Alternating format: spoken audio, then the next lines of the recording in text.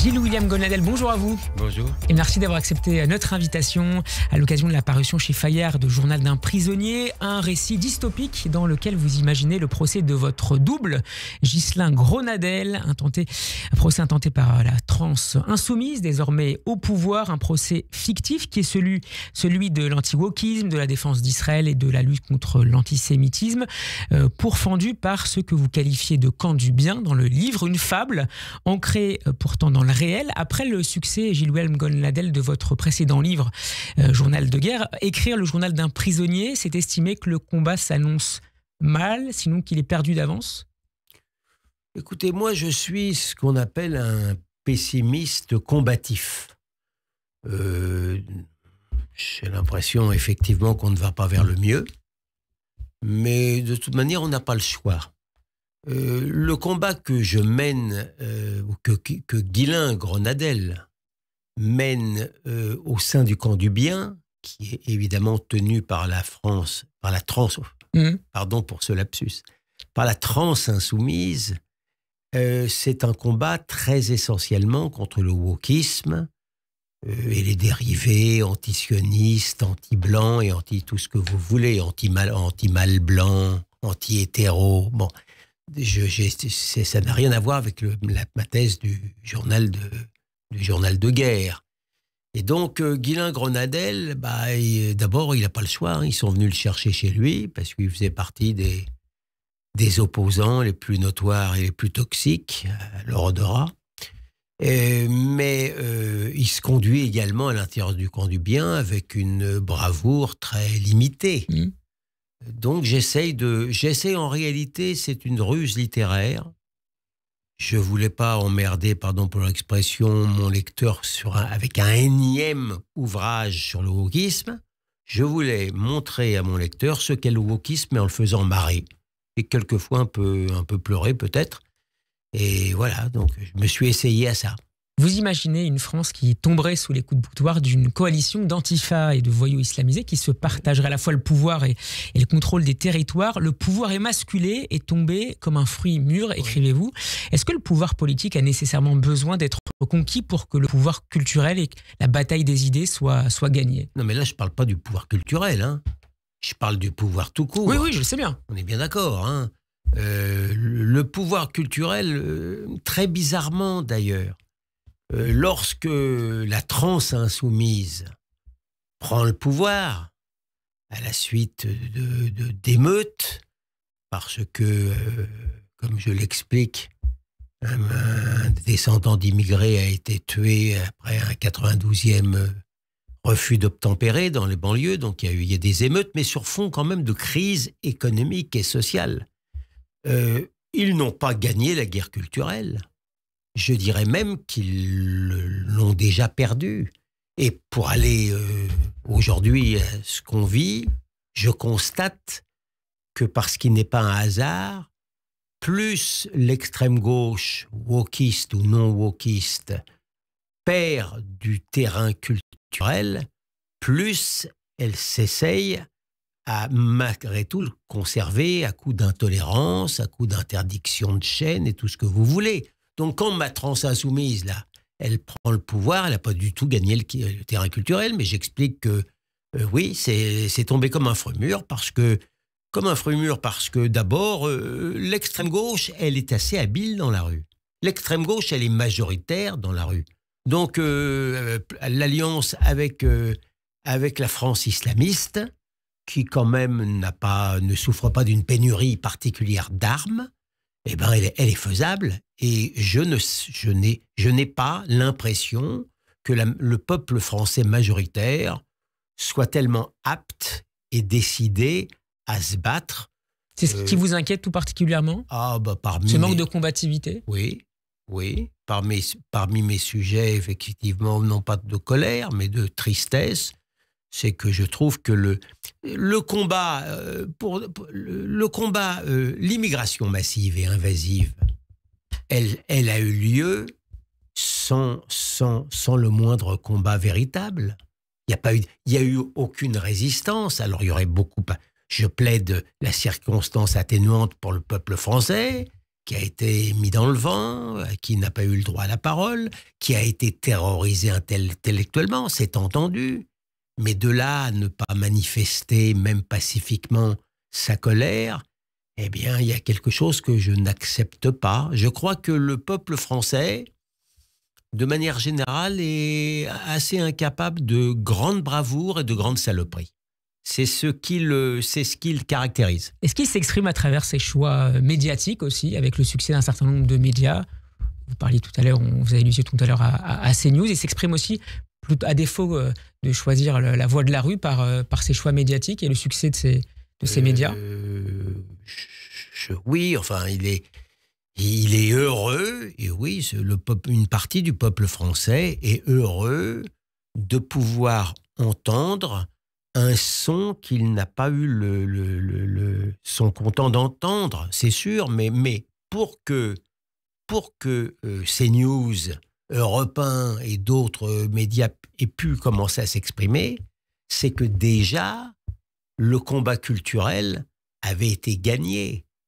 C'est déjà difficile, même quand il est gagné, mais quand il n'avait pas été gagné, il n'était pas question qu'il puisse y avoir CNews ou Europe 1. Non. C'est pas possible. Votre personnage dans le livre semble avoir vécu le 7 octobre non seulement comme une catastrophe collective pour les Israéliens, mais aussi à titre individuel comme un moment de déflagration identitaire. Je vous cite, « L'humiliation d'être redevenu un juif souffrant alors que je me figurais en combattant », on revient à l'idée de combat, ce fut aussi le cas pour vous, le 7 octobre 2023 ? Écoutez, moi, j'ai jamais été un juif très shoatique. Je n'ai jamais aimé les démonstrations particulières de tristesse. Mon deuil shoatique, je le fais tous les jours, même avant le 7 octobre. Mais ça, c'était mon opinion à moi. Hein. C'était pas du tout. Je ne porte pas du tout de jugement de valeur sur les autres, mais j'ai toujours été comme ça. Et par ailleurs... Vous l'exprimiez d'ailleurs dans un livre qui a paru une vingtaine d'années, Les Martyrocrates. Oui, enfin, je m'en souviens un peu, mais c'est bien possible, puisque je suis ainsi. Mais ce que je veux vous dire, c'est que c'est vrai aussi que dans mes pires cauchemars, je ne pensais pas que je tomberais à un moment dans une sorte de judaïsme post-shoatique, abîmé dans la tristesse et dans le deuil. Mais ça, c'est pas. Je ne regrette pas cette posture-là. Je regrette l'événement. Après, est-ce que vous qualifiez d'étrange défaite dans le livre, en allusion à Marc Bloch? Votre personnage est envoyé côté d'Alan Finkelstein et de Michel Onfray dans le camp du bien, où certains mots n'ont plus le droit de citer. Parmi ces mots figure israélien et antisémitisme islamique, l'adjectif israélien dont l'usage s'efface parfois de manière assez symptomatique dans certains médias, de gauche en général, au profit de sionistes, comme si l'on était revenu à l'époque du proto-État d'Israël, ou pire peut-être au post-sionisme, post-nationalisme. Qu'est-ce qui se trame là, selon vous, Gilles-William Goldnadel? Non, mais d'abord, pardon de vous le dire, cher Steve, le mot sioniste est d'abord le mot utilisé à des fins juridiques pour éviter tout problème. C'est-à-dire que il remplace plus volontiers le juif que l'israélien, de manière générale.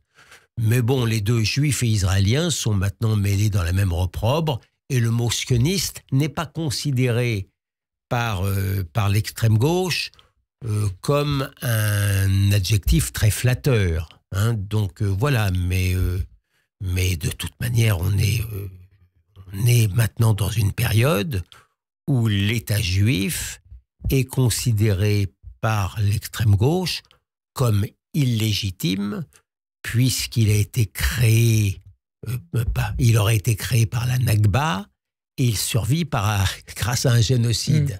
Donc voilà, on est dans cette théorie-là par l'extrême gauche.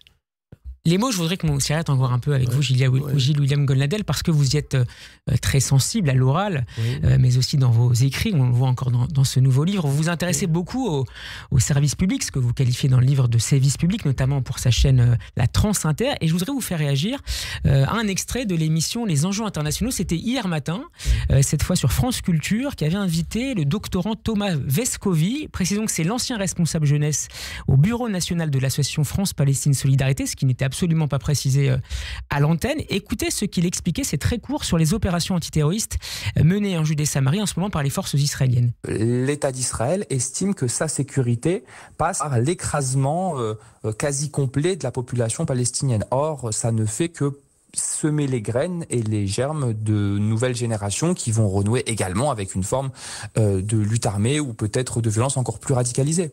Il faisait allusion notamment aux tentatives d'explosion de 4 bus, notamment à Bat-Yam. Terrorisme, lutte armée, résistance. On est clairement là aussi dans la guerre des mots, dans la guerre des idées, dans une grande matinale radio. Je vous signale que là, l'extrait que vous avez bien voulu me faire entendre, il répugne à utiliser le mot terrorisme. Ce monsieur, d'abord... Il parlera plus tard de résistance. Hein. Voilà, c'est ce que je vous dis. On est dans le pathos, dans le discours, commun à l'extrême gauche antisioniste, mais masqué, puisque vous m'apprenez que France Culture, que nous payons tous les deux, France Culture n'a même pas l'honnêteté minimale de rappeler qui parle, d'indiquer qui parle. Et lui, il est en train d'expliquer que Israël fait la guerre à l'ensemble de la population en Cisjordanie, Judée-Samarie, comme vous voudrez, ce qui est monstrueusement faux. Je ne dis pas qu'en ce moment, Israël n'est pas peut-être un peu la main lourde. Hein. Les temps sont difficiles et en général, la guerre, c'est pas terrible. Hein. Mais moi qui était toujours dans le cadre de la solution à 2 États, qui me paraissait la plus intelligente pour les 2 peuples. Pardon de vous le dire, mais c'est comme l'amour, il faut être 2. Nous n'avons pas d'interlocuteur. La triste réalité, elle est là. Je peux vous dire que, me connaissant comme je me connais, s'il y avait en Palestine un parti politique nombreux et déterminé qui se battrait corps et âme pour 2 États et qui aurait sans ambiguïté dit ce qu'il pensait des horreurs du 7 octobre, je serais très engagé à le défendre. Mais je ne l'ai jamais rencontré de ma vie. Et vous êtes de ce fait sensible, non pas au plan, mais à la proposition lancée par Donald Trump concernant la bande de Gaza? Non, mais alors, je n'ai pas d'état d'âme moraux. Je veux dire que la population civile palestinienne, excepté les enfants qui ne sont jamais responsables de rien. Bien sûr. Mais la population palestinienne ne s'est pas grandie à la suite du 7 octobre. Je les ai beaucoup vus manifester leur joie. Je les ai vus même danser devant des tout petits cercueils. Mais ils se sont conduits de manière encore plus pitoyable que la population allemande pendant la période hitlérienne. Donc, si vous voulez, à la suite de la Deuxième Guerre mondiale, il y en a eu des changements de territoriaux. Non, le problème, c'est que je n'y crois pas. Je pense que je crois que c'est une proposition extravagante parce qu'elle ne pourra pas être mise en œuvre. Voilà, c'est tout ce que je dis. Dans l'acte d'accusation visant votre personnage principal dans votre journal d'un prisonnier, il lui est reproché notamment sa complicité de crimes de génocide du peuple palestinien. Ce qui est notable, c'est que les plus grands pourfendeurs justement d'un prétendu génocide des Palestiniens par Israël sont dans le même temps les plus virulents critiques de l'État juif, dont ils contestent la légitimité même. De plus en plus à gauche, comme au temps du soviétisme, être pro-palestinien, c'est remettre en cause la légitimité de l'État d'Israël perçu comme le dernier État colonial sur la planète. Oui, alors là, c'est une des thématiques les plus importantes pour moi depuis une trentaine d'années, depuis mon nouveau bréviaire de la haine, depuis ma réflexion sur la question blanche, c'est que je professe l'idée qui maintenant saute aux yeux de tous, juifs et non, que les juifs sont aujourd'hui plus détestés encore ès qualité de blanc qu'en tant que juifs. C'est-à-dire que le virus antisémite est un virus assez génial qui d'une certaine manière, suit un peu le juif. Je fais dire à quelqu'un, c'est l'antisémitisme qui dit aux juifs, dis-moi comment tu es, E-S, je te dirai comment je te hais, H-A-I-S. Quand le juif n'avait pas de patrie et ne savait pas se défendre, il était moqué comme un veule apatride. C'était largement stéréotypé. Ça ne correspondait pas à la réalité, mais il était... Juif cosmopolite. Voilà, juif cosmopolite et qui n'était pas très fort. Et ensuite, avec la création de l'État d'Israël, puis surtout la victoire insolente dans les sables du Sinaï en 1967, l'antisémite génial a renversé le stéréotype sur ses pieds. Du veule apatride, c'est devenu un nationaliste occidental belliqueux. D'une certaine manière, un blanc au carré. Ceux qui détestent maintenant le juif israélien, que ce soit dans les universités américaines, que ce soit à Sciences Po ou que ce soit ailleurs, ils le détestent infiniment plus ès-qualité de blanc au carré qu'en tant que juif abîmé en prière. Vous voyez ce que je veux dire? Donc ça, et ça les Français, l'un des miracles, si j'ose dire, même si je ne devrais pas dire ça, du 7 octobre, c'est que le Français moyen l'a très bien compris. Il a très bien compris que lorsque on viole des femmes, des Israéliennes dans le kibbutz et que les féministes d'ici n'en ont rien à pleurer, ça n'est pas parce qu'elles sont juives, mais c'est parce qu'elles sont blanches et que surtout ceux qui les ont violées ne sont pas des mâles blancs et donc ne sont pas tout à fait détestables et même quelque part considérés comme des victimes. Le Français moyen a compris que quand on tuait des enfants, des femmes, des hommes dans les kibbutz, on tuait des Occidentaux. Et donc la tentative d'isolation de l'État d'Israël se réduit du même coup? Alors, tu fais de ce constat?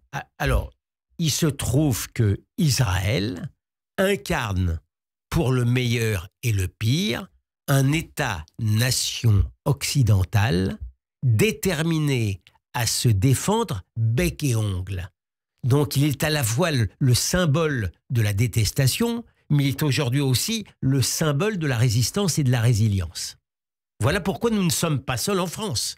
Je n'ai pas senti du tout, après le 7 octobre, le moindre sentiment d'isolement en France. Pas seulement à cause de CNews ou d'Europe 1 ou de tout ce que vous voulez. J'ai bien sûr vu comment faisait l'audiovisuel de service public, dont je parle dans le livre, ou encore Le Monde ou Libération.